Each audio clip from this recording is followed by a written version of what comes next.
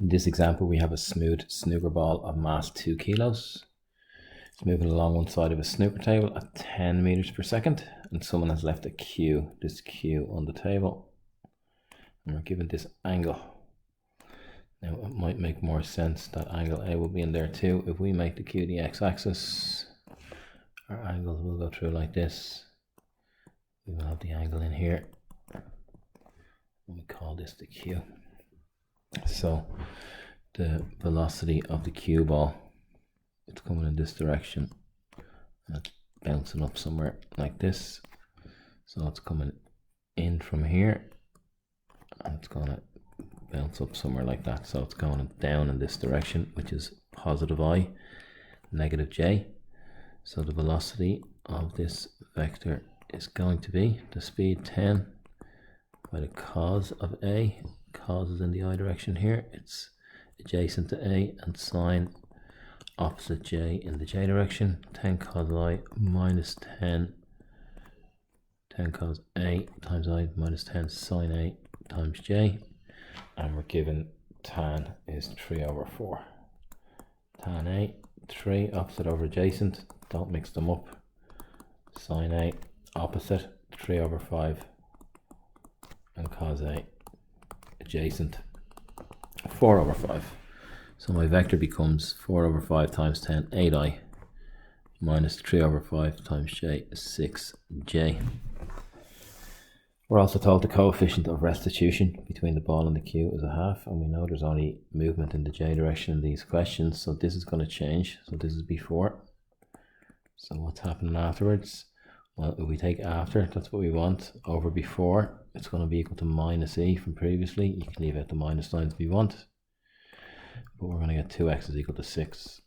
So afterwards we're going to have j of 3. So we're going to have 8i, and it's a plus 3 plus 3j. And the magnitude of this vector is the magnitude of 8i plus 3j is equal to the square root of 64 plus 9.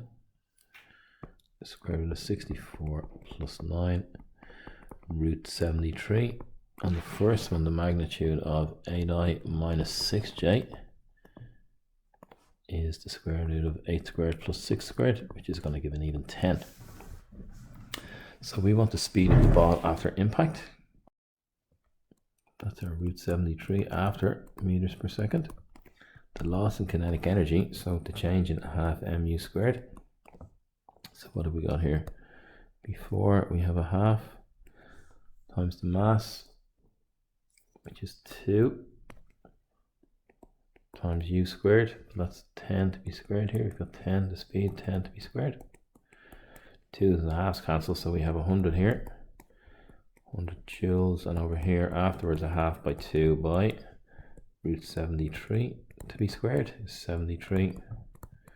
So the change here is going to be the loss in kinetic energy 27, 100 minus 73, 27 joules. So what's next? The magnitude of the impulse imparted to the ball by the impact. The magnitude of the impulse imparted. So impulse is the mass by the velocity afterwards, minus the mass by the velocity beforehand. So we have 2 here, minus 2 here. Just fill in what we have after and before. So after is this guy here, 8i plus 3j.